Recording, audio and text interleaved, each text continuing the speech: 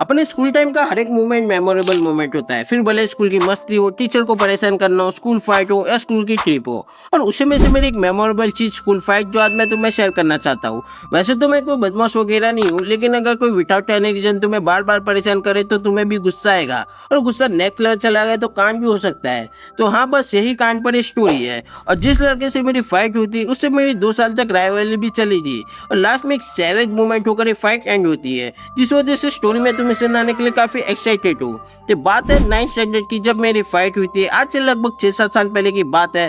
तो तुम सोच रहे हो कि 6-7 साल पहले की बात अचानक से दिमाग में कैसे आ गई। तो कुछ दिनों पहले मैं और मेरा दोस्त पोकेमोन यूनाइट गेम खेल रहे थे। तभी मेरा दोस्त बोलता है कि अपनी कोई तगड़ी सी स्टोरी सुना। तभी मेरे दिमाग में स्टोरी याद आई, और तभी मेरे दिमाग में आया तो काफी इंटरेस्टिंग स्टोरी है, मुझे कहीं पे सेव करनी चाहिए और भी ज्यादा लोगों को शेयर करनी चाहिए। तो जो बदमाश लड़का था उसका नाम हम चिंटू रखेंगे, क्योंकि स्टोरी का मेन कैरेक्टर है। तो मैंने 8th स्टैंडर्ड के बाद 9th स्टैंडर्ड में एक नए स्कूल में एडमिशन लिया था। कुछ 5-6 महीने हुए थे, लेकिन 5-6 महीने में मैंने बहुत सारे नए दोस्त वगैरह बनाए थे। तो एक दिन ऐसे स्कूल की छुट्टी होती है और मैं और मेरे कुछ दोस्त साथ में थे। तो मेरे एक मित्र गेट के बाद जो सिक्योरिटी वाला बैठता है उसके साथ टाइम पास वाली बातें करने के लिए रुकता है। तो मैं भी उनकी बातें सुनने के लिए वहीं पे खड़ा था। तभी चिंटू पीछे से आता है और मेरे सर पे टपली मार देता है। और चिंटू मेरे क्लास का लड़का भी नहीं था, चिंटू बाजू वाले क्लास का लड़का था।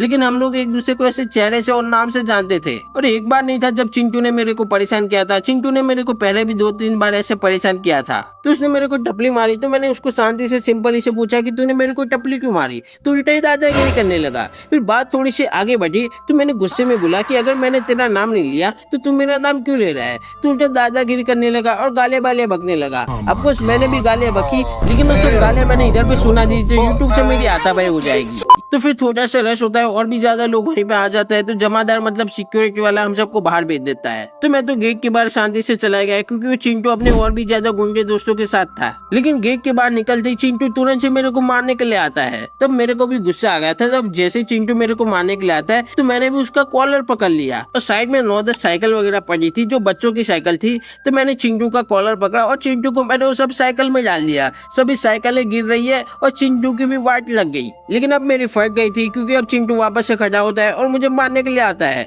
अब चिंटू का एक गोरिल्ला जैसा लंबा हाइट वाला दोस्त था, वो भी मेरे को मारने के लिए आता है। लेकिन इन दोनों में से कोई भी मेरे को नहीं मार पाता है, क्योंकि उन दोनों का एक दोस्त था जो थोड़ा सा कलवा था और वो भी थोड़ा बदमाशी था। लेकिन वो मेरा भी अच्छा दोस्त था और वो मैटर के बीच में आ जाता है। और फिर कलवा चिंटू और गोरिल्ले को डांटने लगता है और उनको बोलने लगता है कि वो सीधे लड़के को तुम लोग क्यों परेशान कर रहे हो, और वो सीधा लड़का तुम्हारा नाम नहीं ले रहा है तो वो सीधे लड़के को तुम लोग क्यों बार बार परेशान कर रहे हो। यहाँ तक मेरी फाइट गई थी, क्योंकि चिंटू और गोरिल्ला तो सच में बहुत ही ज्यादा गुस्से में थे।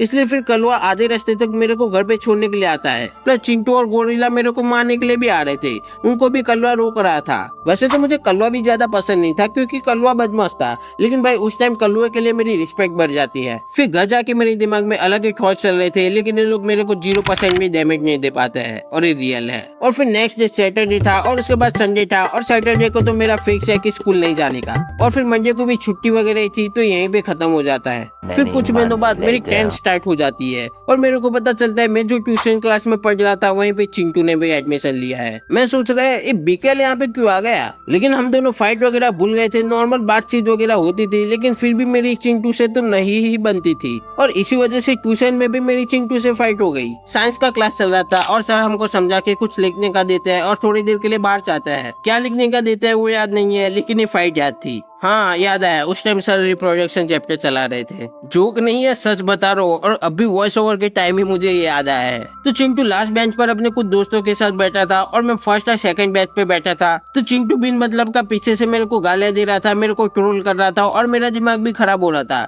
और चिंटू के साथ उसके दोस्त भी उसका साथ दे रहे थे, लेकिन उन लोग चिंटू जैसा मेरे को नेक्स्ट लेवल ट्रोल नहीं कर रहे थे, जिस वजह से मुझे चिंटू पर ज्यादा गुस्सा आ रहा था। मेरे बाजू में बैठा मेरा दोस्त बोल रहा है कि तुमको जितना भाव देगा, तुमको जितना बोलेगा, वो लोग तुझे इतना ज्यादा परेशान करेंगे। लेकिन फिर मैंने चिंटू को ट्रोल करते हुए पकड़ लिया और फिर मैंने भी उसको खतरनाक वाली गालियां बकी और मैंने भी उसकी माँ बहन कर दी। तो उसे सहन नहीं हुआ और मेरे को वापस से मारने आ गया। लेकिन इस बार उसने भी मेरे को थोड़ा मारा, लेकिन इस बार वापस से वो मार खा गया, क्योंकि ट्यूशन के ऐसे टेबल पर खड़े होकर मेरे को मारने का ट्राई कर रहा था और मैंने भी उसको 3-4 थप्पड़ वगैरह लगाए। तो मैंने वापस से उसकी टी शर्ट का कॉलर पकड़ा और उसको मैंने बेंच के बीच में ही डाल दिया और धड़ाम करके खतरनाक वाला गिरा था। और फिर जैसे सर को पता चलता है तो सर फटाफट से आता है और दोनों को बाहर बुलाता है। लेकिन मैं वहाँ पे रोने लग गया। एकदम एकदम नोबिता जैसा नहीं, लेकिन कोई बिना वजह तुम्हें परेशान करता है तो तुम्हें आंसू निकल जाते हैं ना, कुछ उस टाइप का। और सर हमको पूछते हैं कि क्या हुआ, तो मैंने थोड़ा रोते रोते सब सच बता दिया कि मेरे को ऐसे गाली वगैरह बक रहा था। लेकिन फिर चिंटू सर को शांति से जवाब नहीं दे रहा था, चिंटू सर से भी बदतमीजी करने लगा।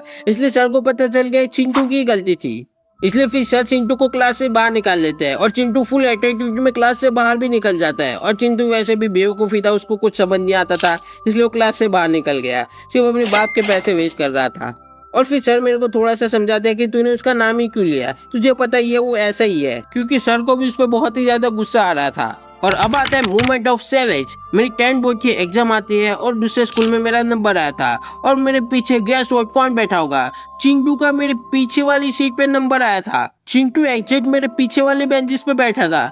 भाई मैं सोच रहा हूँ बंदा मेरा पीछा क्यों नहीं छोड़ रहा। तो हम दोनों वैसे एक दूसरे को बुलाते नहीं है और एग्जाम स्टार्ट हो जाती है। लेकिन फिर बीच एग्जाम में चिंटू मेरे को बोलता है, सुनना रौनक, मेरे को इसका आंसर नहीं आ रहा, मेरे को इसका आंसर बताना। और वो मेरे से बहुत ही ज्यादा अच्छे से भी बात कर रहा था पूरी एग्जाम में। आई वॉज लाइक भोसड़ी के आप काम आ गए तो अब अच्छा बन गया, अब दोस्त बन गया। लेकिन फिर मैं अच्छा था तो मैंने उसको बोला कि थोड़ी देर के बाद बताता हूँ, और मैंने उसको लास्ट में बताया भी था। और लास्ट संस्कृत की एग्जाम आते आते वो रौनक से रौनक बाय बाय करने लग गया, क्योंकि चिंटू को वैसे भी कुछ नहीं आता था। चिंटू एकदम डफोड़ और बेवकूफ आदमी था, जैसे कि मैंने तुम लोगों को बताया। आई वॉज लाइक अब उठ पहाड़ के नीचे है बैंड के लंड। और फिर जब एग्जाम का रिजल्ट आया तो पता चलता है चिंटू 5 सब्जेक्ट में फेल हो गया था और मैं एवरेज मार्क्स से पास हो गया था, वो मैं तुम्हें नहीं बताऊंगा। और उसके बाद मैं और चिंटू कभी दोबारा नहीं मिले थे और यहीं पे स्टोरी एंड होती है। कैसी लगी स्टोरी तुम लोग कमेंट में बताना, और अगर तुम्हारी भी कोई ऐसी इंटरेस्टिंग स्टोरी है तो वो भी मुझे बताना। अगर मुझे अच्छी लगी तो मैं उस पर वीडियो भी बना दूंगा। और वीडियो को लाइक और चैनल को सब्सक्राइब करना, जिससे मुझे पता चलेगा कि तुम लोगों को स्टोरी एक्चुअली में ज्यादा पसंद आई है। अगर तुम लोग ज्यादा लाइक करोगे तो मुझे पता चलेगा स्टोरी तुम्हें बहुत ज्यादा पसंद आई है, जिस वजह से मैं तुम्हें और भी ज्यादा अपनी स्टोरी शेयर करूंगा। और ऐसी वीडियो और भी ज्यादा चाहते हो तो कमेंट में जरूर बताना। मिलता हूँ मैं तुम लोगों को अगले वीडियो में। Thanks for watching.